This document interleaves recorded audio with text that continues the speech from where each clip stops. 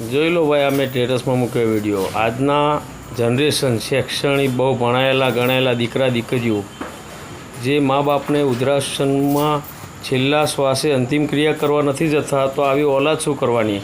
અને તમે દીકરા દીકરી કરીને મરી હેડ્યા હો. ભાઈ, કોઈ દીકરા દીકરી તમારું નહીં થવાનું. તમે મા બાપનું કરશો તો તમારા દીકરા દીકરી તમારી સેવા કરશે. તમે મા બાપનું નહીં કરો તો તમારું કોઈ દીકરા દીકરી તમારી સેવા નહીં કરે. એટલે તમે ભણાવો ગણાવો ના નથી, પણ તમારા ઘરના સંસ્કાર, તમારી રીત રિવાજ, મા બાપને સેવા કરો.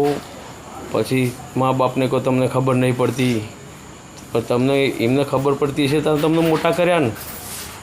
એમને તમને ભણાયા ગણ્યા, ગાંડા હતા તમને ભણાયા ગણ્યા. બસ હવે કંઈ વાત હોય તો તમને કંઈ ખબર ન પડે, કાકા તમે બેહી રહો, મમ્મી તમે બેહી રહો. બસ આ જ આપણો સંસ્કાર છે. આ જ રીતે ધીરે ધીરે હર સમાજની વાત છે ભાઈ, કે આ રીતે તમે બહુ આપણા જે ધર્મ છે આપણું, એમાંથી તમે દૂર ખસતા જાઓ છો. અને અમેરિકા મોકલો છો, લંડન મોકલો છો, પણ એ ભાઈ વળતા આવવાના નહીં.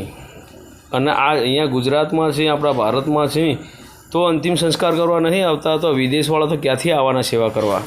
એટલે ભાઈ, મા બાપને સેવા કરો અને છોકરાઓને પણ સંસ્કાર આપો. તમે